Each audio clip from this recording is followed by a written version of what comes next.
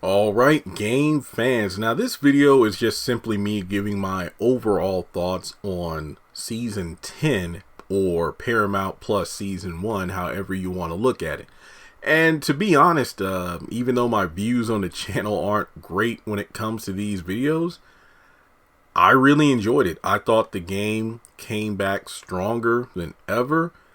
I understand to some people it's a turnoff that a lot of the main cast weren't back. However, even though Tasha and Malik were the only two OG characters who were mainstays in this season, you still had Derwin and Jason come back, not just for glorified cameos. They actually had pretty substantial roles in the episodes they reappeared for, which I thought was pretty cool. You know, Derwin got busted for, I believe, doing drugs or something, so he isn't able to play in the game anymore, or he got cut as a result.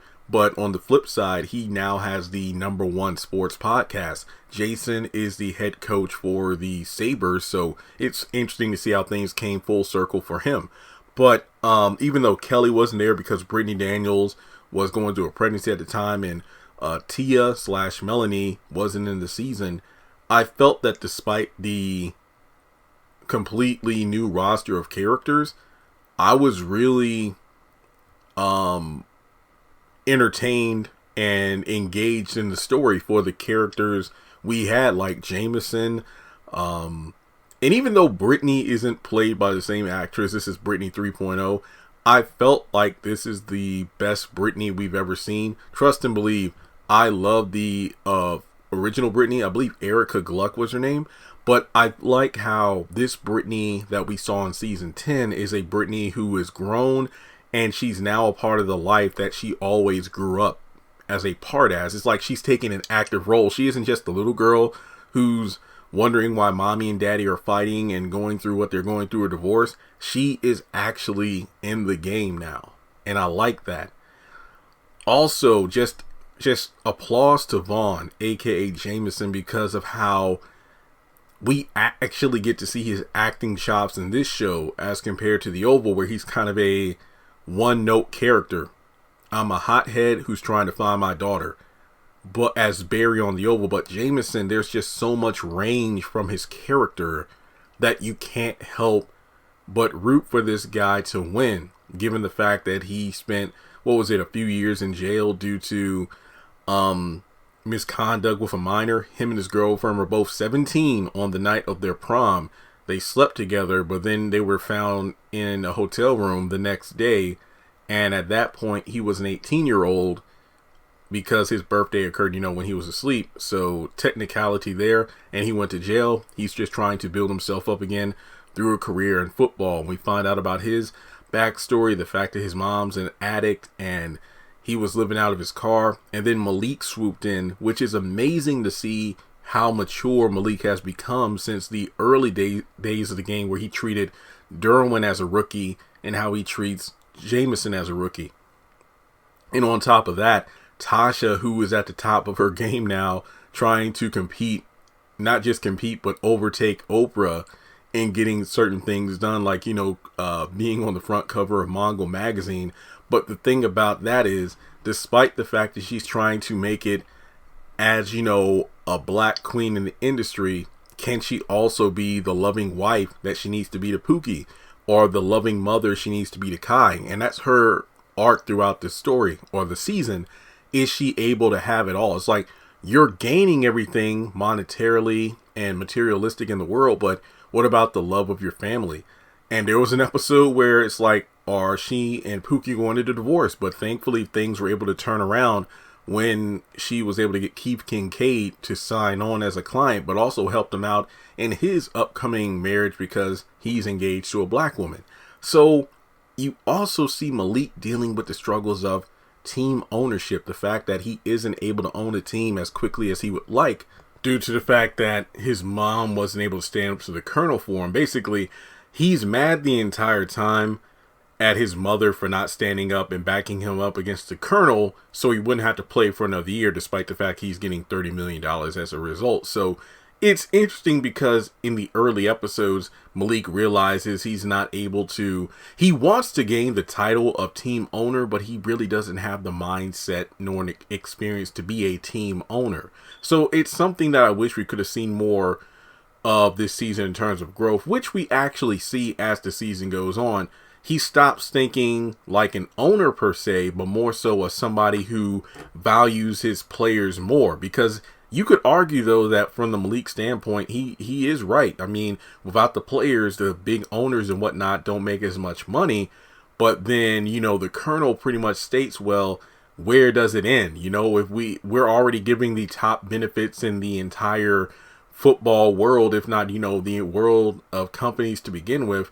So if we kind of, bow down to the demands of the players, but it's the players pretty much, standing up for themselves, because without the players, again, the owners have nothing. So he's really, straddling the fence of, do I want to be an owner or do I want to be a hero to my people, aka the players? And on top of that, Caleb is the new TT, so to speak. I did like the interesting twist of him being a ghost, the dead friend that Malik had in high school / I believe high school, not college, right? College, yeah. Basically, they had the dream of playing football, owning a team. And that's why he's seeing his ghost, pretty much because of the guilt he felt that his friend died before he could really achieve that goal with him. And that being said, it turns out that, well, Caleb actually died as a result of Malik, who blames himself, by the way. Basically, he threw him a pass to help him catch it in order to break a school record for the most receivers, the caught receives or whatever. And as a result, he got hit, paralyzed, and then died. And Malik has felt guilt ever since. Now, that's one of the things where I did say that the season did good even without the likes of Melanie or Kelly or Derwin or Jason being in every episode and whatnot. I did miss TT. He was one of the reasons I really wanted to watch the series when it came out, because I wanted to see TT, who wasn't there. Hopefully, maybe if the show gets renewed another season, we will see TT. But Malik and Tasha, like I said, they had that rough patch because of Tasha not going to bat for her son when he felt that she should have. But on top of that, he actually leaked a tweet of Keith Kincaid saying some, racist things, specifically the N-word, due to some rap lyrics. And as a result, that tweet causes tension because Tasha was about to make a massive step being a black female agent in the athletic world, and Keith was an up-and-coming, star player. And it's the fact that if she can sign him, she could definitely be Mongol Magazine's front cover woman, which she does achieve by the end of the season. But I think this season does a great job of developing the characters, some more than others. I know a lot of people are quick to call out Garrett. It's like Garrett is supposed to be like the player's player in regards to football. Like, he is the guy. He is the main draw, the ticket seller, the merchandise, the jersey. But he's holding out the entire season because he wants to be the highest paid player ever. But the Colonel doesn't want to agree to it, which begs the question, so the players have a strike due to not getting the best health benefits. But what if the Colonel agreed to Garrett's demand for the contract and he signed it? Would he have went on strike anyway?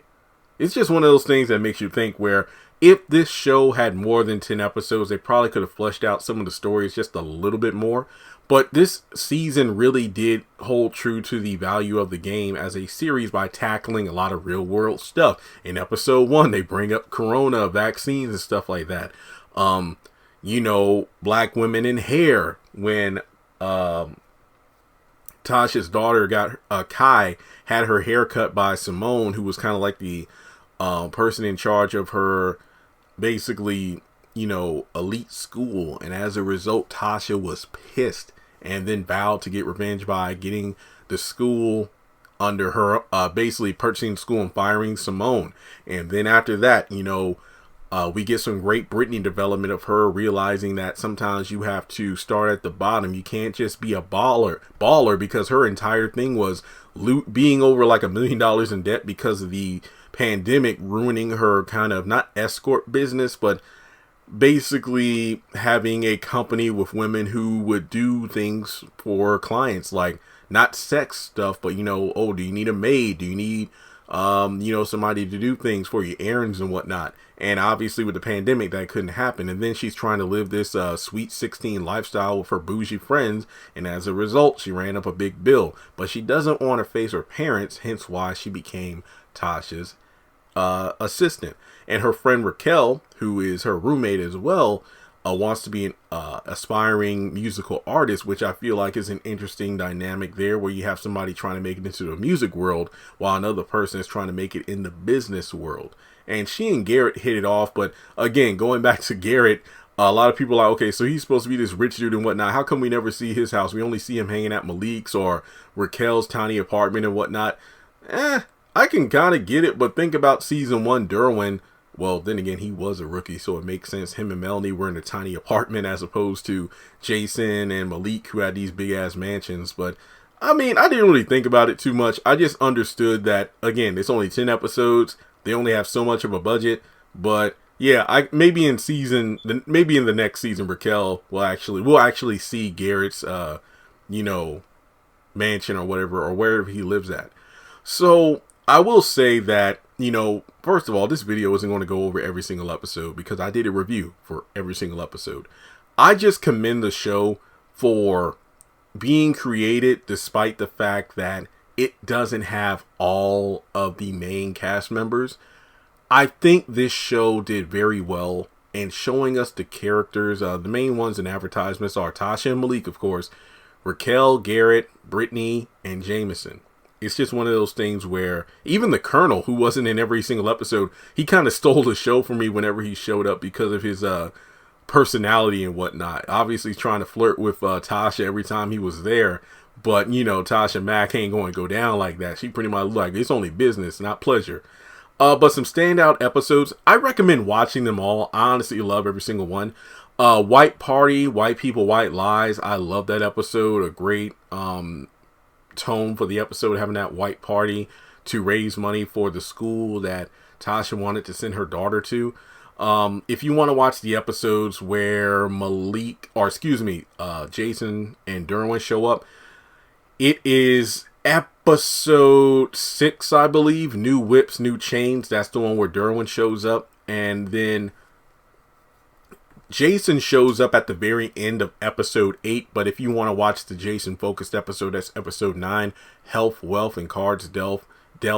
Definitely watch the first 2 episodes because you got to watch them in order to establish guys, it's 10 episodes. You can binge them on Paramount Plus. Each episode ranges from about 31 to 35 minutes, which I think is just fine in regards to spending time developing the storylines, which, if I remember correctly, the original show is about 20 something minutes each. So these episodes get a little bit more time in order to establish the characters. Brittany definitely grows throughout the season, but she's still the underhanded, conniving character she was early on by, lying to Tasha and breaking her trust. Jameson, you really loved the guy. I mean, I personally did. Just the storyline was definitely intense. Malik, you see him grow throughout it. Bringing awareness to mental health within Black community. So many characters from Haves and Have-Nots and other Tyler Perry projects. Like, for example, Oliver from Ruthless is in the show. Professor Cannon from the Have and Have-Nots is the head coach. Moose, I believe is the name of the character's name. He is the actor that played Maurice's gay friend at the gay club and Sisters. Obviously, Jameson is Barry from the Oval, and there's probably more people I forgot, but those are like the 4 that just pop in my head. So it's really cool to see these actors in other roles, but I just loved, even when Derwin and Jason showed up, their dynamic with Tasha and Malik was there. We even see them interacting with other characters, mainly Jameson, but I just have to say the game was definitely a treat to watch. I will definitely rewatch some of these episodes in due time. I mean, hell, even if they just like, hey, we're going to release the 10 episodes on DVD, I would buy it. I really would. It was that good. So if you haven't watched the show and you're skeptical, I have a review for all 10 episodes here on the channel. There's a game playlist, so don't miss out on that. And Yeah, I think this is just overall a pretty good series that made a comeback, and there's only so much that you can do with these reboots. Sometimes they're back just for nostalgia, people capitalize on that, but then other times you can tell when a show is brought back with the original creators as well as actors who sometimes maybe they aren't acting on the show, but they're behind the camera or, producing and writing.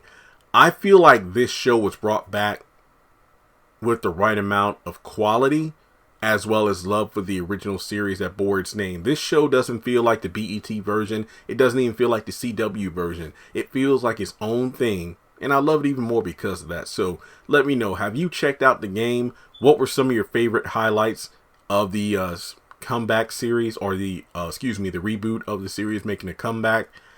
Do you hope there's a next season? If there is, we might see more returning characters. But like I said, I love that they took the characters that they created for this series and they made them pretty damn endearing. I can't wait to see where their story goes in the next season. So thanks so much for tuning in.